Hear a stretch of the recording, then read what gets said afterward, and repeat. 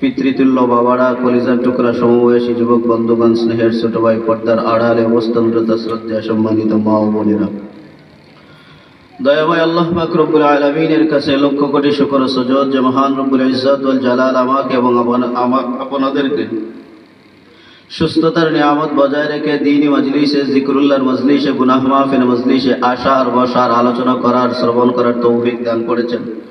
তাই নিয়ামতের শুকর আদায়ার্থে মুসলমান হিসাবে ঈমানের আওয়াজ উচ্চ কণ্ঠে জারি করে সকলেই অন্তরে অন্তঃস্থল থেকে কালিমাতুশ শুকর আদায় করি আলহামদুলিল্লাহ। লক্ষ কোটি দুরূদ ও সালাম সাইয়্যিদুল মুরসালিন রাহমাতুল লিল আলামিন জনাবে মুহাম্মদুর রাসূলুল্লাহ সাল্লাল্লাহু আলাইহি ওয়াসাল্লামের উপর।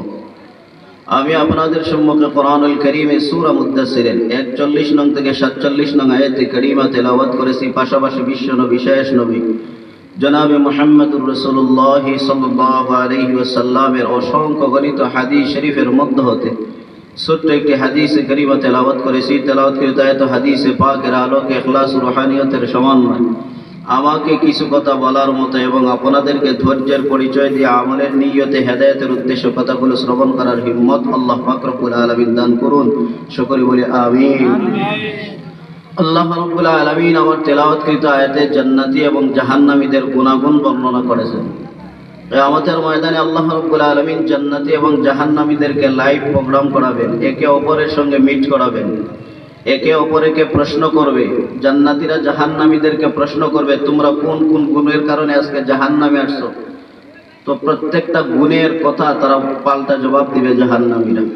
আমার তেলাওয়াতকৃত আয়াতে আল্লাহ রাব্বুল আলামিন এই নিয়ে আলোচনা করেছেন।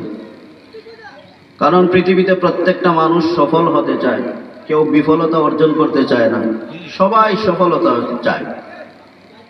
যে ব্যবসা করে সে চায় সফল একজন ব্যবসায়ী হতে, যে চাকরি করে সে চায় সফল একজন চাকুরিজীবী হতে। প্রত্যেকে প্রত্যেকের লাইনে সফল হতে চায়, কেউ কেউ তার লাইনে বিফলতা চায় না, অর্থাৎ সে সফল হওয়ার জন্য যা কিছু দরকার সে করবে। দুনিয়াতে আমরা সফলতা এবং বিফলতা বলতে কি বুঝি? দুনিয়াতে আমরা সফলের মাপকাঠি স্কেল বানাইছি। যার গাড়ি আছে, বাড়ি আছে, সম্পদ আছে, ব্যাংক ব্যালেন্স টাকায় ভর্তি, কোনো কিছুর অভাব নাই, ওই মানুষটা দুনিয়াতে সবচেয়ে একজন সফল ব্যক্তি। আর দুনিয়াতে যার গাড়ি নাই, বাড়ি নাই, কিচ্ছু নাই, জীর্ণ শীর্ণ অবস্থায় চলাফেরা করে, সে দুনিয়াতে সবচেয়ে একজন বড় বিফল ব্যক্তি। কথা বলেন ঠিক কিনা? তা আখিরাতের লাইনে আল্লাহর আদালতে কারা সফল কারা বিফল আল্লাহ রাব্বুল আলামিন এই প্রসঙ্গে কোরআনুল কারীমে ইরশাদ করেন, ফামান যুহজিহা আনিন নার ওয়া উদখিলাল জান্নাতা ফাকাদ ফাজ وما الحياة الدنيا إلا متاع الغرور।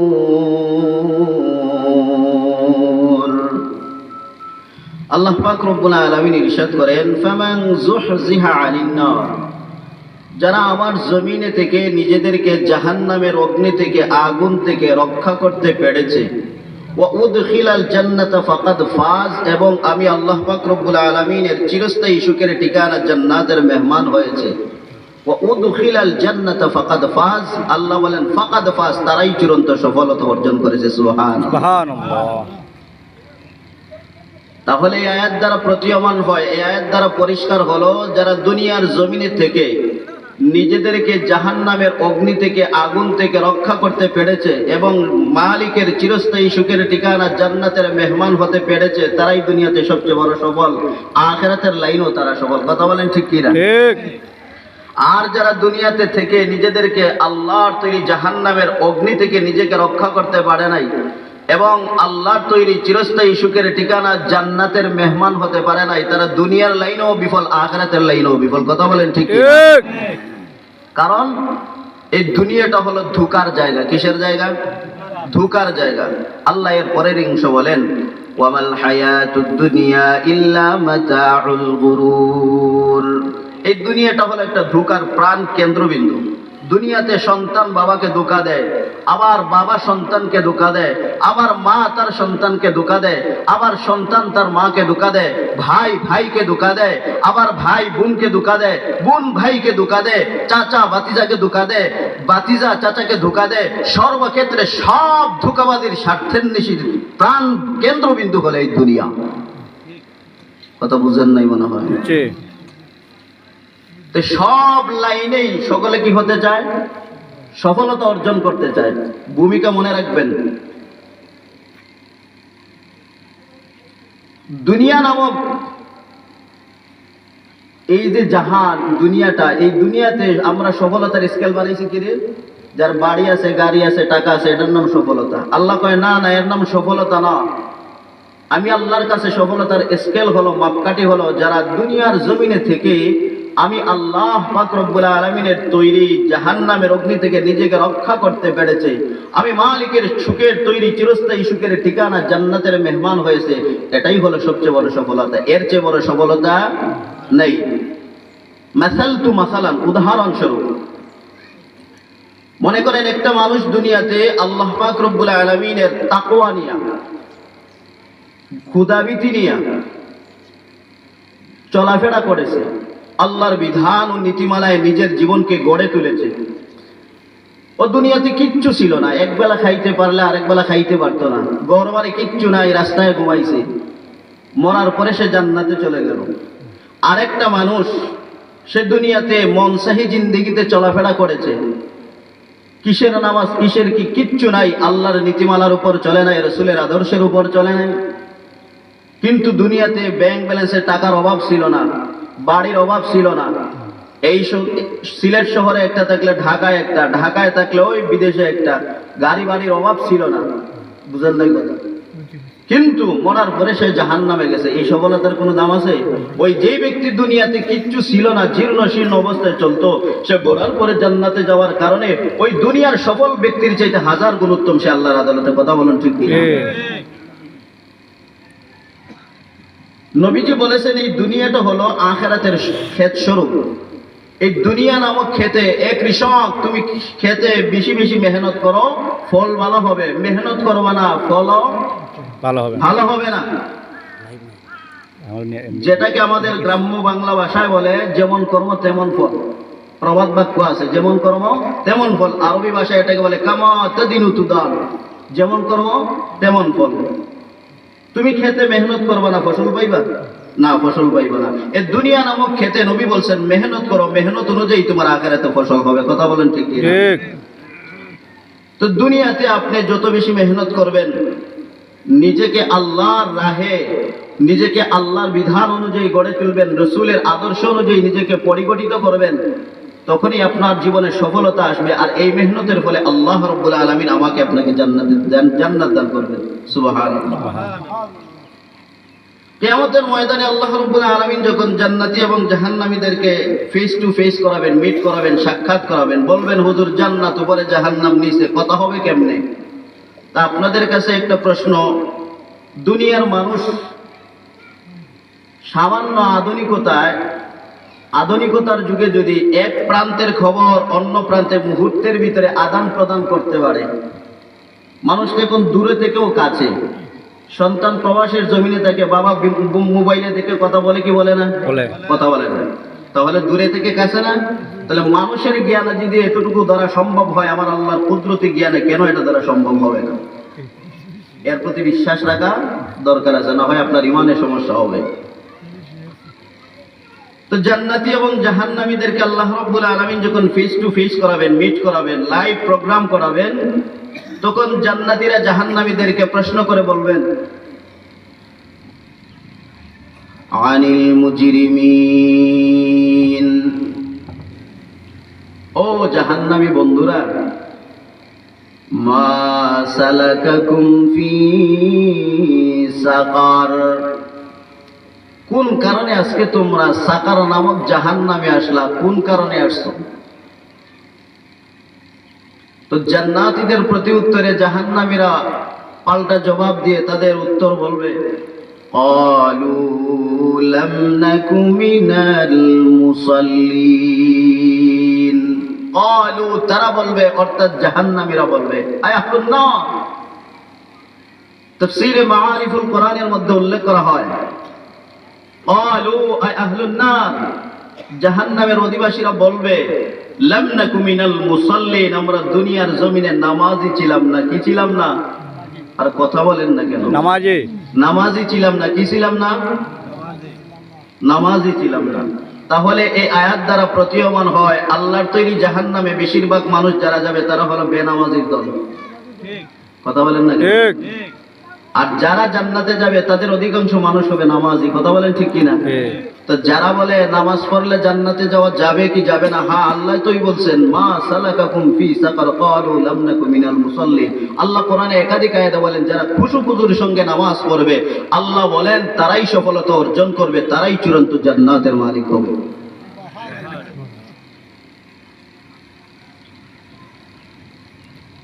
তো জান্নাতি বন্ধুরা, জান্নাতে যাওয়ার এক নম্বর গুণ হলো তারা ছিল নামাজি।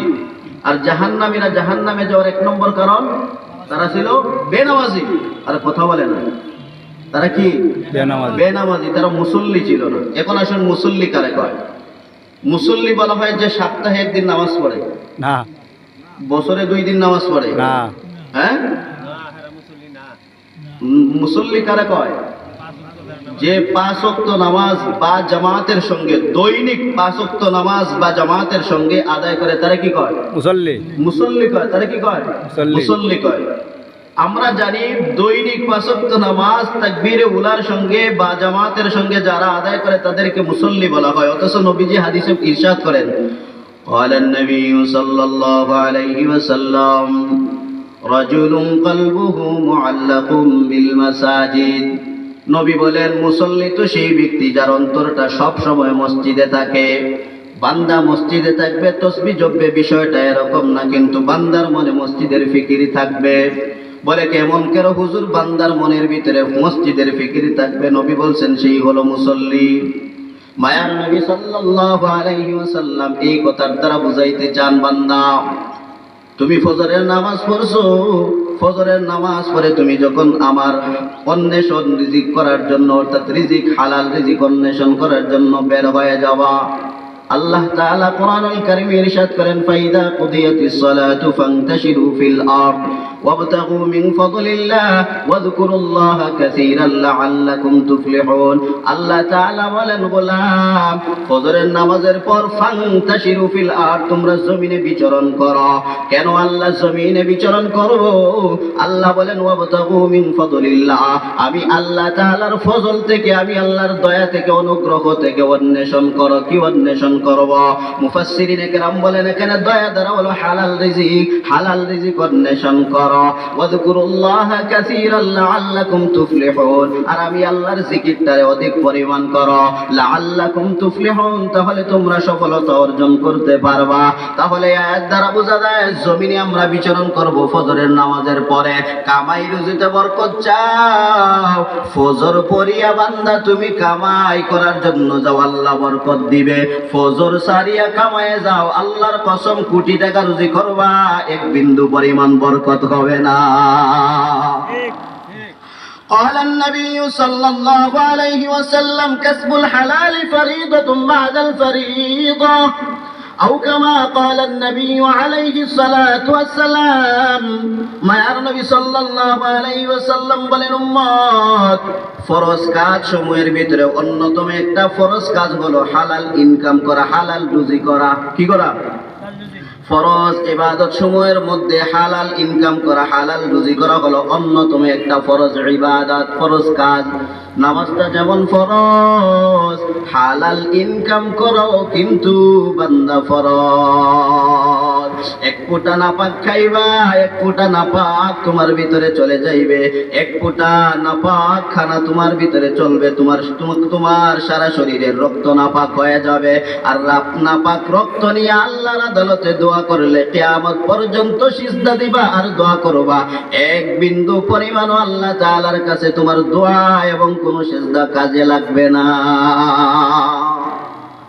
তুমি বান্দা ফজরের নামাজ পড়ছো, ফজরের নামাজ পড়ার পর তোমার কামাই রুজিতে বরকত হওয়ার জন্য তুমি সিএনজিওয়ালা সিএনজি নিয়ে বের হয়েছো, অটোওয়ালা অটো নিয়ে বের হয়েছো, তুমি কৃষক, তুমি জমিনের মধ্যে চলে গেছো। যখন তুমি জমিনের মধ্যে চলে গেলা, যখন মসজিদের মিনার থেকে জোহরের আজানের সময় হয়, মুয়াজ্জিন বলে হাইয়া আলাস সালাহ হাইয়া আলাল ফালাহ, তুমি তাড়াতাড়ি করিয়া বললা আর এখন আর কাজ হবে না, আগে নামাজ হবে তারপরে কাজ হবে, সামনে আর সিএনজি বাড়বে না, আগে নামাজ হবে তারপরে প্যাসেঞ্জার নিয়ে সামনে চলবে, অটো আর চলবে না, আগে আমার নামাজ হবে তারপরে অটো আমার সামনে বাড়বে। এই করিয়া তুমি যখন জোহরের নামাজ আদায় করলা, জোহরের নামাজ আদায় করার পর তোমার মনে মনে চিন্তা, কোনো কিছুতেই আসরের নামাজ কাজা করা যাবে না, মনে খুব ক্লান্তি, দীর্ঘ সময় তুমি মেহনত করার কারণে, পরিশ্রম করার কারণে তোমার শরীরের ভিতরে ক্লান্তি চলে আসছে। ক্লান্তি হওয়ার পর তুমি বাড়িতে গিয়া একটু রেস্ট নিলা, বিশ্রাম নেওয়ার পর তোমার চোখে ঘুম ভাব, আর স্ত্রীকে ডাক দিয়া বললা, স্ত্রী আমার, আসরের আজান যখন হবে তুমি আমারে ঘুম থেকে জাগায় দিবা, আমার কোনো কিছুতেই যাতে আসরের নামাজ নষ্ট না হয়ে যায়। আল্লাহর বান্দা ঘুমায় গেল। আসরের আজানের সময় যখন আবার মুয়াজ্জিন ডাক দেয় হাইয়া আলাস সালাহ হাইয়া আলাল ফালাহ, আল্লাহর বান্দার স্ত্রী দৌড় মারিয়া ইয়া কয়, স্বামী আমার তাড়াতাড়ি উঠিন, আসরের আজানের সময় হয়ে গেল। আল্লাহর বান্দা দৌড় মারিয়া মসজিদে আইসা ওযু বানাইয়া নামাজ আদায় করে। আসরের নামাজের পর বান্দা মনে মনে চিন্তা করে, হায় হায় হায় হায়, কোনো কিছুতেই আমার মাগরিবের নামাজ কাজা করা যাবে না। বন্ধু বান্ধবের সাথে চায়ের আড্ডায় বসে আর মনে মনে ফিকিরি থাকে কোন সময় মাগরিবের আজানের সময় হয়ে যাবে। মাগরিবের আজানের সময় যখন ঘনিয়ে আসে আর মুয়াজ্জিন যখন মিনারা থেকে আজান দেয় হাইয়া আলাস সালাহ হাইয়া আলাল ফালাহ, এসো নামাজের দিকে, এসো কল্যাণের দিকে, দৌড়াই আল্লাহর বান্দা মসজিদে যায় আর বন্ধু বান্ধবদেরকে বলে, আসো মাগরিবের নামাজ পড়বো। বন্ধু বান্ধবরা যায় না, কিন্তু আল্লাহর বান্দা মাগরিবের নামাজ মিস করে না। মাগরিবের নামাজ পড়ার পর বান্দার মনের ভিতরে আশা, আমি যদি এখন বিছানায় চলে যাই ঘুম অটোমেটিক চলে আসবে, আমার এশার নামাজ কাজা হয়ে যাবে। এশার পূর্বে কখনোই বিছানায় যাওয়া যাবে না, কারণ বিছানায় গেলে আমার এশার নামাজ ছুটে যাবে। এরে বান্দা এই কথা চিন্তা করিয়া বলে, না না, এশার পূর্বে কোনো কিছুতেই বিছানায় যাওয়া যাবে না, একেবারে এশার নামাজ আদায় করে তারপর বিছানায় যাব।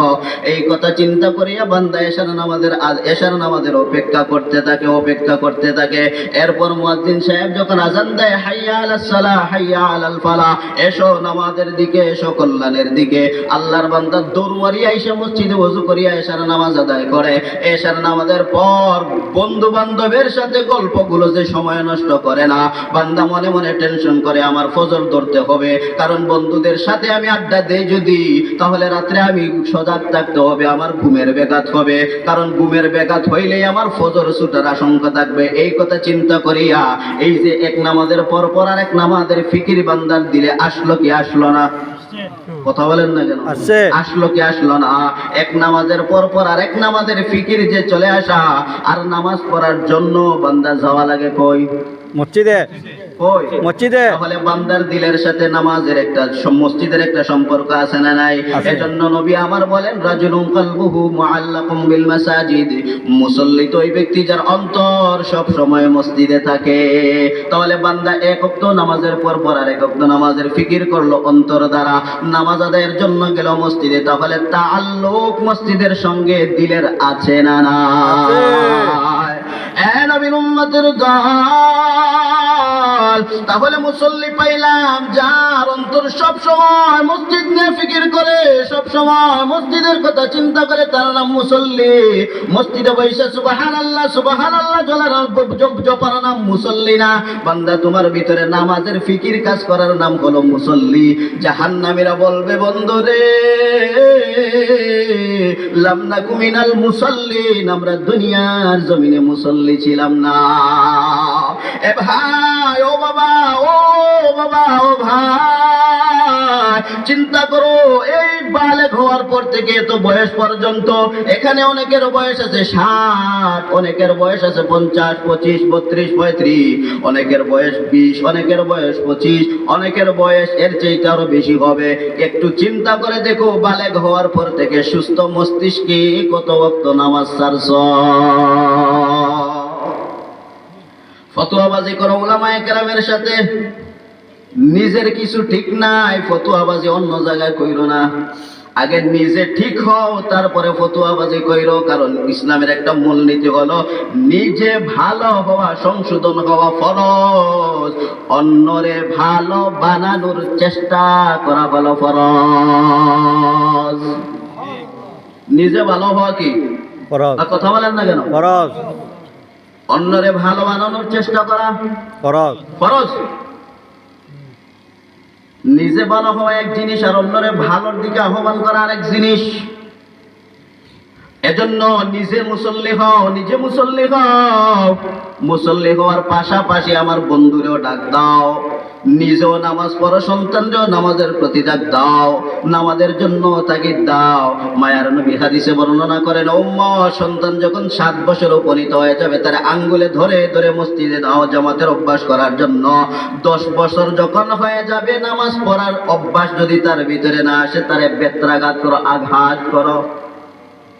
করছেন নি একদিন? কথা বল না কেন? বহুত বড় বুজুর্গ। এর নাম মুসল্লি। এর নাম কি? মুসল্লি। নামাজ এত দামি একটা ইবাদত। আল্লাহ তাআলার উপর ঈমান আনার পরে সর্বশ্রেষ্ঠ ইবাদতের নাম হলো নামাজ। বুনিয়াল ইসলামু আলা খামসিন, শাহাদাতি আল্লা ইলাহা ইল্লাল্লাহ ওয়া আশহাদু আন্না মুহাম্মাদান আবদুহু ওয়া রাসূলুহু ওয়া ইকামিস সালাহ। নবী বলেন ইসলামের স্তম্ভ হলো 5টা। এর ভিতরে হলো প্রথমে 2টা সাক্ষ্য দেওয়া। কি দেওয়া? সাক্ষ্য। 2টা সাক্ষ্য দেওয়া। কয়টা সাক্ষ্য দেওয়া? 2টা সাক্ষ্য দেওয়া। 1 নম্বর সাক্ষ্যর নাম তাওহীদের সাক্ষী, 2 নম্বর সাক্ষ্যর নাম হলো রিসালাতের সাক্ষী, একত্ববাদের সাক্ষী, নবুয়তের সাক্ষী। এই 2 সাক্ষীর নাম সমষ্টিগতভাবে হলো ঈমান। ঈমান। ঈমান। নবী বলেন বুনিয়াল ইসলামু আলা খামস, ইসলামের বুনিয়াদ স্তম্ভ হলো 5টা। এর ভিতরে প্রধান হলো কালিমা। কি? কালিমা। কালিমা। কালিমা কারে কয়? 2টা সাক্ষী দেওয়ার নাম। কয়টা সাক্ষী দেওয়ার নাম? 2টা সাক্ষী দেওয়ার নাম। 1 নম্বর সাক্ষীর নাম হলো তাওহীদের সাক্ষী, 2 নম্বর সাক্ষীর নাম হলো রিসালাতের সাক্ষী। এই 2 সাক্ষীর সমষ্টিগত নাম হলো ঈমান। ঈমানটার আবার কিছু জাত আছে, 7টা বিষয়ের উপর ঈমান আনা লাগে। আবার এই 7টা বিষয়কে পরিপূরক হওয়ার জন্য 3টা বিষয় লাগে। 1 নম্বর হলো তাসদীক বিল জিনান, এই 2টা সাক্ষ্য এবং সমষ্টিগত 7টা বিষয়কে অন্তর দ্বারা বিশ্বাস করা। 2 নম্বর ইকরার বিল লিসান, জবান দ্বারা স্বীকারোক্তি করা। 3 নম্বর আমাল বিল আরকান, আমলে বাস্তবায়ন করা। বিশ্বাস শুধু করলে হবে না, অন্তর দ্বারা বিশ্বাস করছেন, ইকরার বিল লিসান, জবান দ্বারা স্বীকারোক্তি দিতে হবে। এরপরে